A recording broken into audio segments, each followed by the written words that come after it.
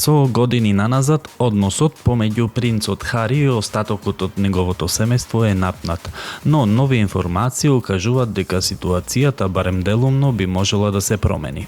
Имено по венчавањето со Меган Маркл и преселбата во САД односите се заладија, а се чини дека дополнително се влошија откако Хари пред неколку години ги објави своите мемоари со наслов Резерва. Односите не се подобрија ни откако кралот Чарлс минатата година објави дека му е дијагностициран рак.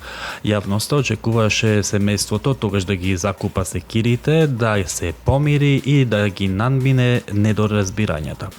Сепак Хари тогаш го потсети татка си, многу кратко престојуваше во хотел и брзо се врати во САД. Во последно време се зборува за можност за помирување. Според медиумите нема веднаш да се разговара за тешки теми, но договорени се неколку конкретни чекори.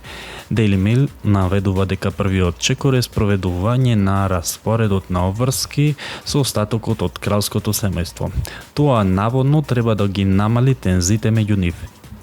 И принцот Хари на тоа се согласил, објавија британските медиуми додавајќи дека ќе го сподели својот распоред за да не се преклопува со обврските на неговото семејство.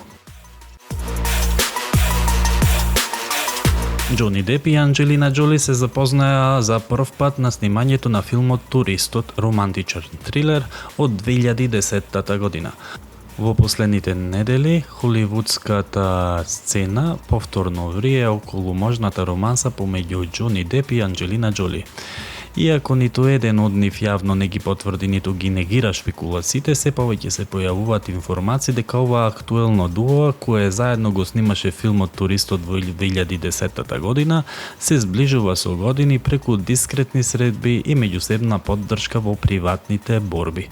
Во тоа време Деп беше во врска со Венеса Паради, а Џоли беше во врска со Бред Пит.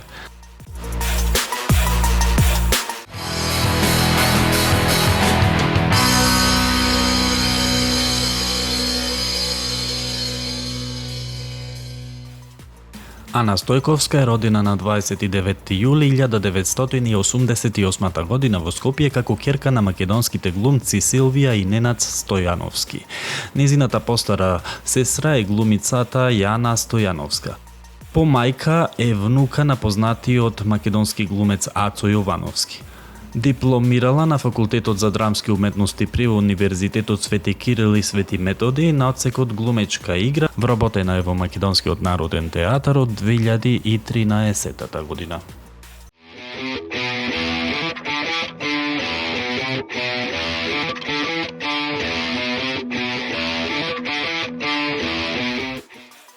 Фестивалот на народни песни и игри Линденски денови продолжува со вечерна традиционална музика и игра на која ќе настапат ансамбли од Мексико и Полска. Според програмата, освен гостите од странство, на сцената пред Битолскиот офицерски дом ќе настапат и македонските играорци, членовите на Кут Илинден од Струга и Демир Хисар, Сдруженијето Ињевска гајда од Ињево, Кут Весели пензионери од Пробиштип, Сдруженијето за фолклор Копачка од Драмче, а соло изведба ќе има Ѓорѓи Стојчевски од Кут Илинден, кој работи во Сиднеј, Австралија.